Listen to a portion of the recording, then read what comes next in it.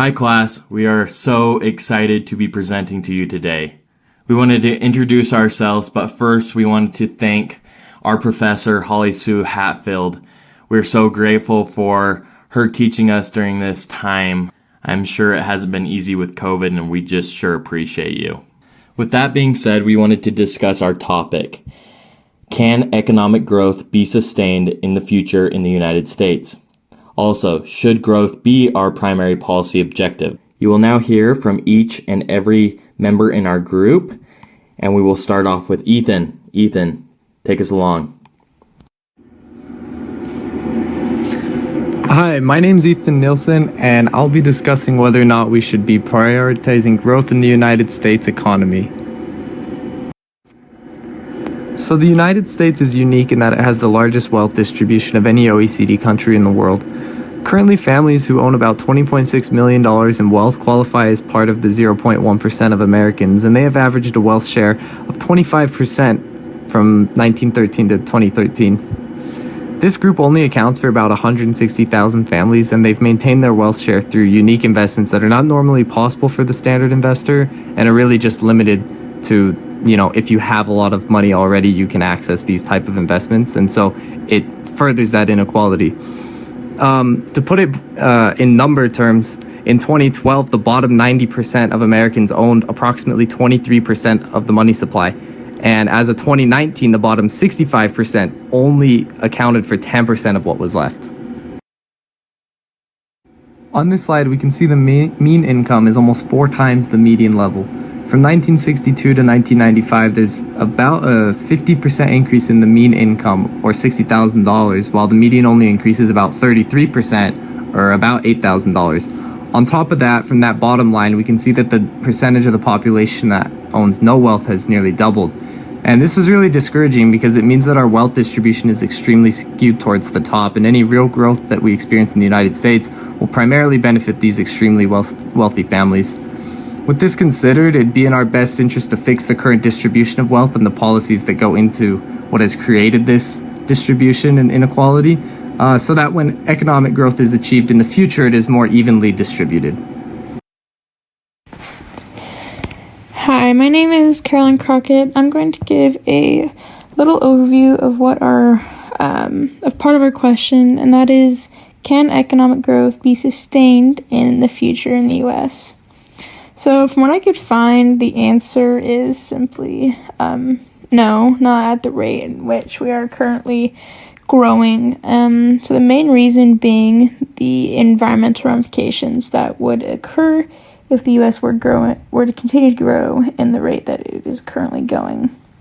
And so from nearly all the papers and articles that I researched, almost all of the authors could agree that economic growth cannot continue the way it is now unless certain environmental fixes are administered. So some even go far enough to say that there needs to be a total mentality shift from wanting economic growth to just hoping for economic sustainability, so just continuing at the rate in which we are now. There was one article that I found really interesting and extremely helpful in answering this question. So Partha Dasgupta, I really hope I'm saying that correctly, wrote an article on the nature's role of sustaining economic growth and development. So although he did not focus solely on the U.S., he stated that his research needs to be applied to every nation around the world. So he presented this idea of natural capital. So with the U.S.'s constant development in human capital and technology, it's hard to believe that economic growth can ever slow down. We can always be improving ourselves, we can always be getting better. However, Dasgupta believes that without restructuring economics to include this natural capital, this growth is unsustainable. So we know that the current way of finding a country's wealth is by looking at their GDP per capita and their Human Development Index, their HDI, and you can kind of gauge their growth by looking at how this GDP grows in relations to their population growth. So it takes into account manufacturing capital and production and human capital, but what growth does not take into account is the idea of natural capital. And we need to have a new comprehensive measure of wealth that includes not only GDP, but also how our growth impacts our future supply of resources. So natural capital, as Dasgupta explains, is looking at a country's level of deforestation, their overexploitation of resources, CO2 emissions, and really anything that impacts the environment that kind of relates to business growth. And as you may think, including this would add a negative variable to a country's overall GDP and well-being, and would paint really a more accurate picture of their wealth and their chance at economic growth in the future. So when I initially read this, I thought of the tragedy of the commons. So a big topic in this paper is the lack of private property on many environmental issues, whether it's like clean air, water sources, that's really hard to privatize. So without a change, we'll see our shared resources, such as that clean air, quickly disappear. So Dasgupta also makes... Also, what I like is that he makes a smart connection to Adam Smith's Wealth of Nation in his article, and he made a cool comment by saying, Adam Smith did not write about the GDP of nations nor the HDI of nations. He wrote about the wealth of nations. So he says that in hopes of getting people to understand that the well-being of society cannot be viewed just by their production.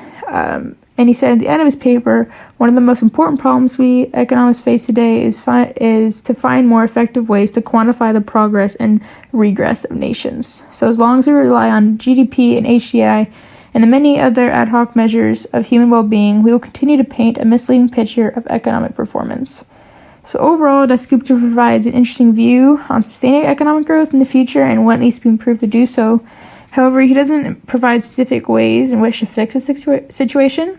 What we can see through the U.S., however, is the big step we're taking in trying to reduce the impact of this natural capital through new policy changes and climate agreements that we're getting involved in. And so the U.S. also provides certain subsidies and tax incentives for businesses in hopes of limiting CO2 emissions. And we also see the businesses trying to step up. We see the new ways that businesses and companies are trying to change the way they manufacture their products, whether it's through using recycled goods in production or using renewable energy instead of energy that releases dangerous emissions in the air.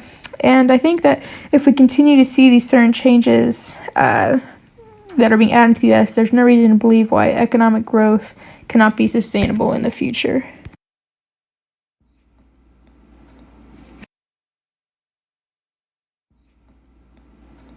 For this paper, my group was asked the following question: can economic growth be sustained in the United States? In this, my specific niche was to look at why is studying this topic important to economic inquiry. So when I first approached this, I thought it'd be useful to look at it from an economic model perspective. I took Intro to Environmental Economics about a year ago, and we touched on this topic for almost the entire semester.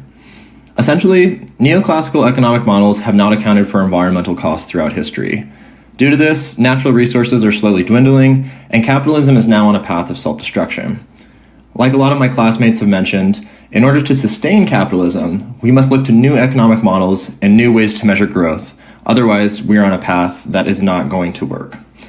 So for my first resource outline, they do a good job at categorizing kind of the ways that we've looked at growth in the modern time period. The first kind of way is the traditional growth theory. So coined by Robert Solow and Trevor Swan in 1956, it looks to four key factors to indicate growth.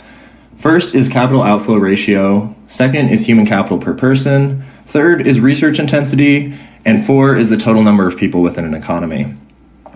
Using numbers such as GDP and income per person, a lot of states embrace this idea and way to measure growth for their economies.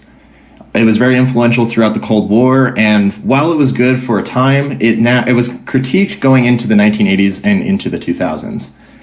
A number of researchers, such as Paul Romer, looked at this and proposed new economic models to kind of go against this traditional growth theory. The most prominent of which was the endogenous growth theory. It essentially assumes that the desire for growth is intrinsic to human beings, and that capitalism satisfies this kind of intrinsic need to grow. Expanding on research done from the 1980s and 20s, it essentially asserts that long-term growth arises out of the discovery of new ideas. It states that productivity is pulled by innovation, knowledge, and human capital. And these three factors are huge in sustaining this new model. My resource outline kind of quantifies it to the graph, like with the graph on the left here. And in this, it shows that investing in new ideas and investing in workers now creates way more benefits for them in the long run, but also is essential to creating a sustainable model for capitalism in the long run. So for my second resource outline, the author David Schweikert kind of takes this endogenous growth theory and takes it a step further. In this, he critiques two things in capitalism and tries to implement them within his model. The first is looking at consumption. So he states that consumption is being driven by firms and they are overproducing to drive demand. But in a lot of ways, consumers are feeding into this and not questioning this demand. And so it is a cyclical model that is all based in growth, but in the end is going to leave our environment and us just ruined in the process. So in my third resource outline, I use the good example of food as this. While people don't see it, like palm oil has cut down rainforests, beef pastures in Brazil has cut down the Amazon, our convenience around plastic has destroyed coral reefs and oceans. And because of this, our choices and our preferences are driving, the demand and the degradation of the environment. To an extent, firms need to do the right thing, but in this, we need to be more conscious of these kind of relationships and the relationships that we have with the natural world. Expanding on this, he talks about how cooperation between private and public enterprise is critical if we want to have a sustainable model. He asserts that governments need to have a certain role and that they do need to regulate business and they do need to protect the interests of the environment. They need to have this regulatory role, otherwise, businesses will continue on the track that they are doing. However, in this, he still believes that, greater cooperation between public and private enterprise would be beneficial. The example he uses is China, where they have a free market economy, but also a socialistic government where they set standards and, have this mixture. In a lot of ways, the United States can't choose between one or the other, and embracing kind of a hybrid model would be really beneficial. Kind of to hit this point home, he says that private enterprise must be willing to support during recessions. I think COVID-19 is a great example of this, where governments help private enterprise, and private enterprise should do the same kind of in a vis-a-vis type of way. And then finally, embrace investing into their laborers. Since 1970, the United States has had productivity gains since this time, but yet wages have essentially stayed the same. In a lot of ways, workers are not seeing these productivity gains and they're dissatisfied with their jobs because of it. In a lot of ways, until this happens, capitalism will continue to be exploitive and exhaustive. Finally, to hit this final point home, the United States is a great example of not equating economic health to happiness. Since World War II, U.S. incomes have tripled, and U.S. GDP per person has grown by 2% since 1880. In 2019, U.S. GDP was at $21.3 trillion, by far the number one in the world. While we have huge economic growth here in the United States, in 2019, the United States was also ranked number 19 in the world when it came to general happiness. Kind of to conclude, this kind of hits home the point that higher consumption, higher incomes, and increased GDP do not always equate to happiness. Here in the United States, we're faced with the harsh realities of high cost of living, low healthcare systems, and a climate that is, getting increasingly worse. Until we find an economic model that supports all these things and deals with these issues, we surely are going to be on a path of self-destruction. Hello, everyone. My name is Anna Lee, and for the project my group is working on, it's can economic growth be sustained in the future in the U.S., and should policy objective be our first priority? So for the question I'm going to focus on, it's what different angles matter most in exploring this topic.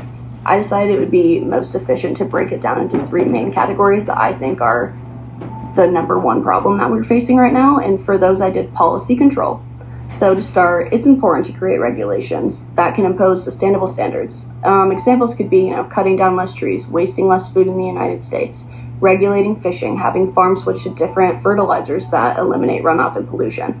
The goal to economic growth in the future, I think it is achievable, but systematic changes must occur quickly, and sustainability must be acknowledged through all of these changes. The economy cannot continue to thrive if resources are limited. So the solution create new, innovative opportunities that will replace old, inefficient ones while also creating more jobs.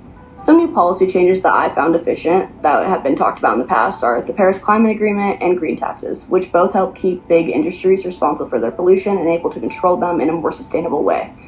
Like we witnessed in World War II, the United States experienced phenomenal economic growth, and the war brought the return of prosperity. We were able to, innovate, which was key, create more jobs, and just like our whole economy flourished. And I think that we need to learn from history and kind of do the same thing now. We have this whole opportunity that we can take, which is climate change. We can take this and make it into an economic just increase overall. So the next slide that I was talking about that kind of comes into that idea is technological change. Fixing constraints on labor and capital is my main focus with this. I think it's been made clear that even before the burst of the new economy, it was already clear that employment in the sector producing materials, goods, agriculture, and manufacturing would fall below 10% of the labor force in the U.S. within the next several decades, which is pretty much what we're witnessing now.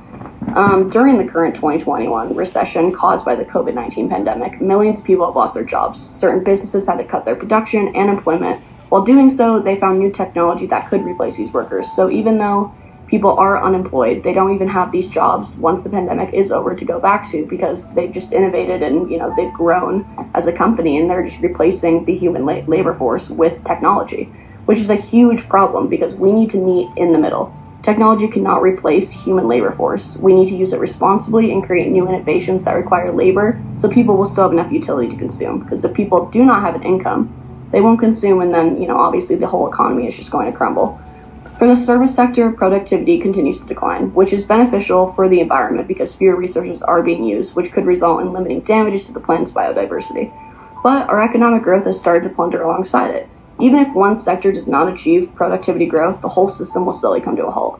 One great technological change that I think is worth mentioning is vertical farming.